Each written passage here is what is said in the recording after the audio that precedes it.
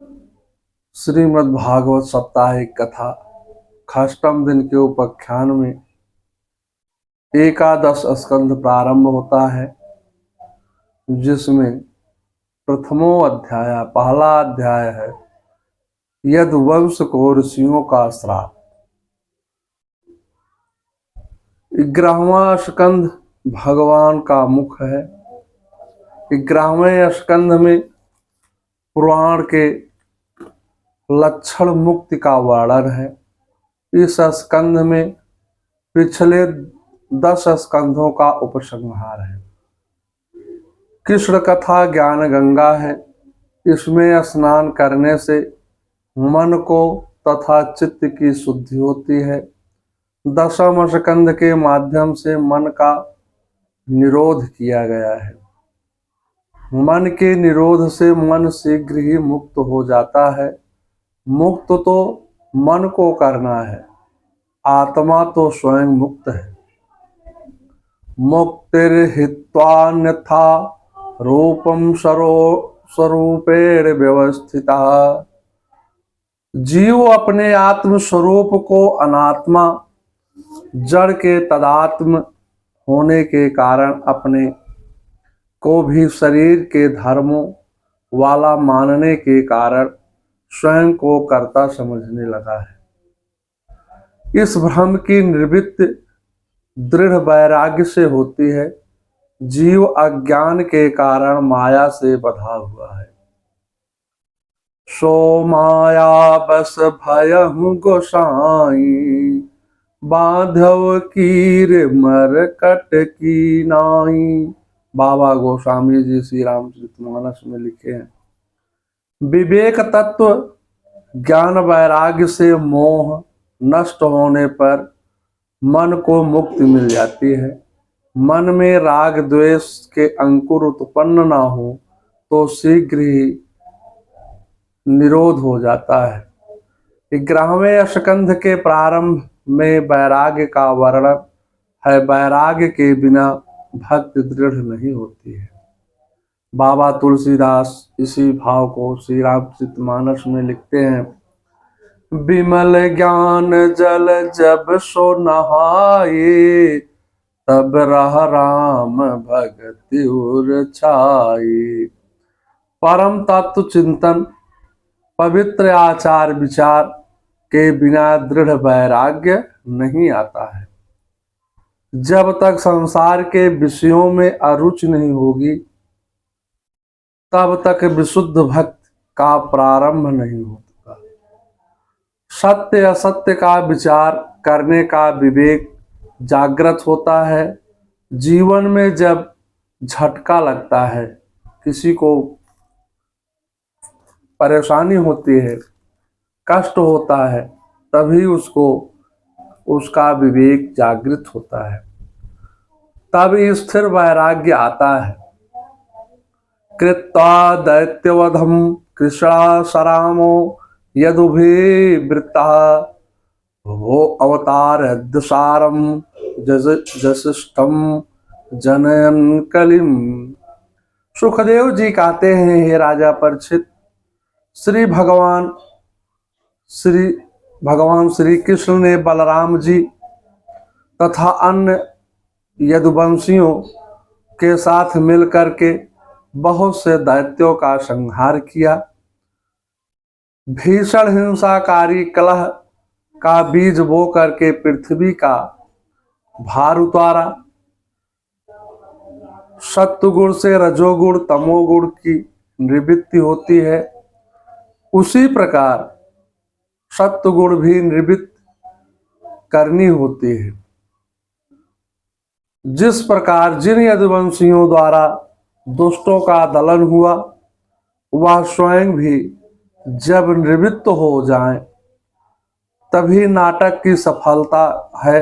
क्योंकि संसार में रूप विद्या धन अधिकार ये 4 मद हैं। श्री कृष्ण के वंश में ये चारों मद विद्यमान थे। देवता भी इनसे घबराते थे। इनका नाश किसी उपाय से संभव नहीं था, क्योंकि भगवान ने इस नाटक का उपसंहार ब्राह्मण महात्माओं द्वारा करना चाहा।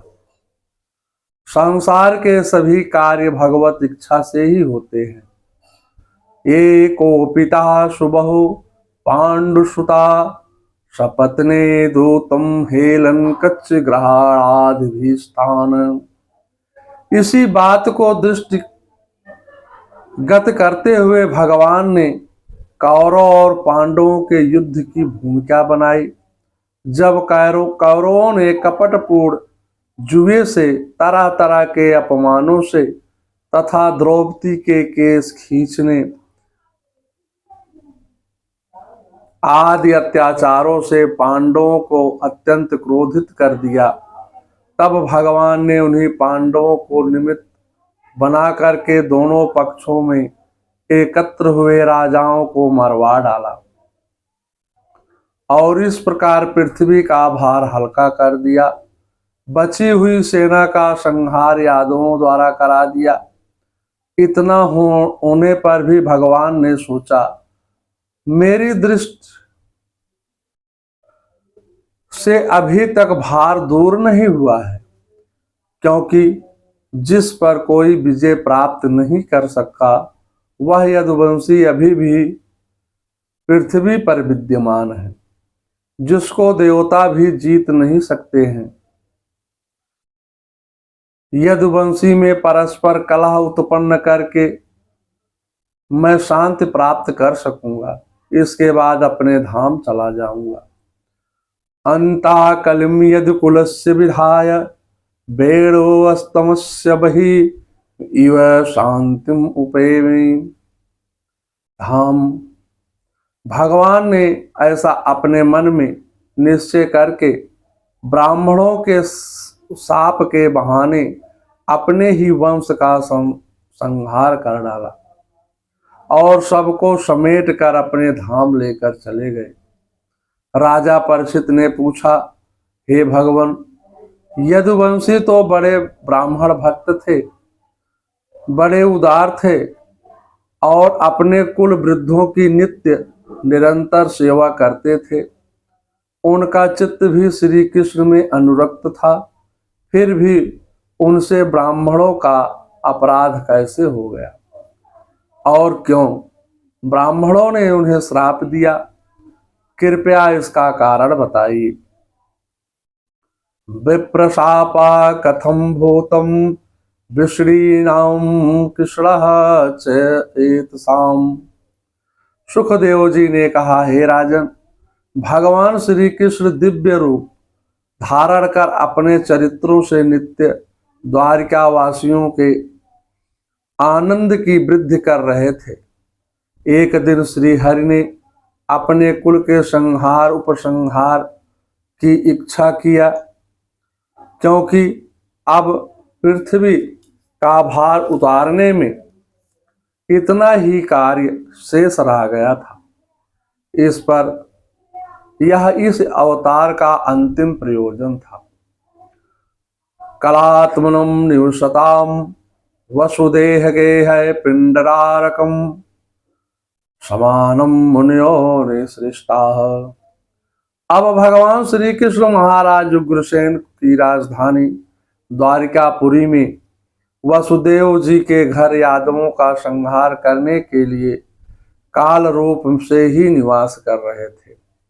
भगवान की प्रेरणा से ही विश्वामित्र, असित, कर्ण, दुर्वासा, भृग, अंगिरा, वशिष्ठ, नारद आदि बड़े बड़े ऋषि द्वारिका के पास ही पिंडराक क्षेत्र में निवास करने लगे थे। क्रीड़ायस्तन समुद्रज्य कुमारम यदुनंदना उपसंगृहा प्रासुत विनीता विनीतवत। एक दिन यदुवंश के कुछ उदंड कुमार खेलते खेलते वृद्ध महर्षियों के पास जाकर के उपहास करने लगे। वह जामवंती के पुत्र शांब को स्त्री बना करके ले गए और कहने लगे, यह सुंदरी गर्भावस्था है, यह लज्जा के कारण कुछ बोल नहीं पा रही है, इसका प्रसव शीघ्र ही होने वाला है, इसका पेट भी बढ़ रहा है। यह स्वयं प्रश्न करने में लजा रही है। आप सब विद्वज्जन यह बताने की कष्ट करें कि इसका पुत्र हो गया पुत्री। यह सुनकर महात्माओं ने ध्यान से देखा और समझ गए भगवान श्री कृष्ण और बलराम ब्राह्मणों का, महात्माओं का बहुत आदर और सम्मान करते थे। ये हम लोगों की हंसी क्यों उड़ा रहे हैं? इसका कारण क्या है कि भगवान अपने अवतार का प्रयोजन पूरा कर चुके हैं। अब नियम से जिन वीरों से धरती का भार दूर हुआ है वह भी भार भूत है और उनके विनाश हेतु कारण हम लोगों को बनाना चाहते हैं। तो बहुत अच्छा है। नाटक में पाठ बदनामी वाला अपने आत्मीय जन को ही दिया जाता है, जैसे श्री राम ने कैकेयी को दिया था। भीतर से वह भगवान की इच्छा समझकर और इस कार्य के लिए अपने को अभिनेता मान करके बोले, हे मूर्खों, इसमें ना तो पुत्र होगा और ना तो पुत्री ही होगी।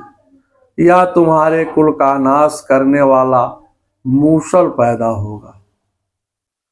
जनयिष्यतुम यो मंदाम मुसलम कुलनाशकम।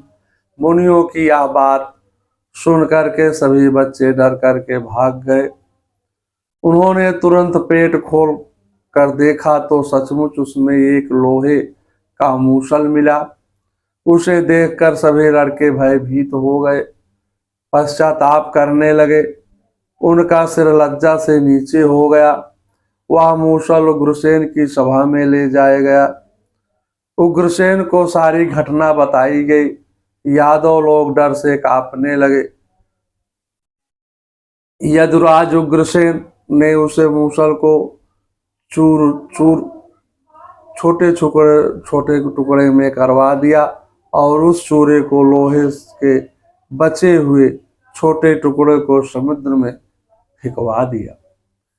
कश्चिमस्सुग्रशीलो हम चोड़ान तर लयस्तता।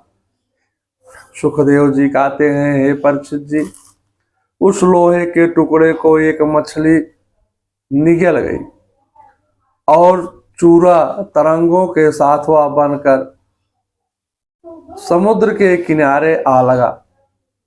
वह थोड़े ही दिनों में बिना गांठ की एक घास के रूप में उगाया। मछली मारने वाले मछुआरों ने समुद्र में दूसरी मछलियों के साथ उस मछली को भी पकड़ लिया। उसके पेट में जो लोहे का टुकड़ा था उसको जरा नामक व्याध ने अपने बाण के नोक पे लगा लिया। शिकार खेलते समय यही बाण उसने धोखे से अनजान में भगवान श्री कृष्ण के सुकोमल चरण में मारा था। यदुवंशी बालकों ने लज्जा एवं डर के कारण यह समाचार भगवान श्री कृष्ण तक नहीं पहुंचाया। फिर भी भगवान को सब ज्ञात हो गया। वह इस श्राप को उलट भी नहीं सकते थे। इस श्राप को उलट भी सकते थे, फिर भी उन्होंने ऐसा करना उचित नहीं समझा। काल रूपी सर्वसमर्थ प्रभु ने ब्राह्मणों का शाप का अनुमोदन किया। श्रीमद् भागवत साप्ताहिक कथा के एकादश स्कंध का प्रथम अध्याय समाप्त होता है। मंगलम भगवान विष्णु मंगलम गरुड़ाध्वजा मंगलम पुंडरीकाक्षाय मंगलाय तनो हरि। सर्वमंगल मांगल्ये शिवे सर्वार्थ साधिके शरण्ये त्र्यंबके गौरी नारायणे नमस्तुते।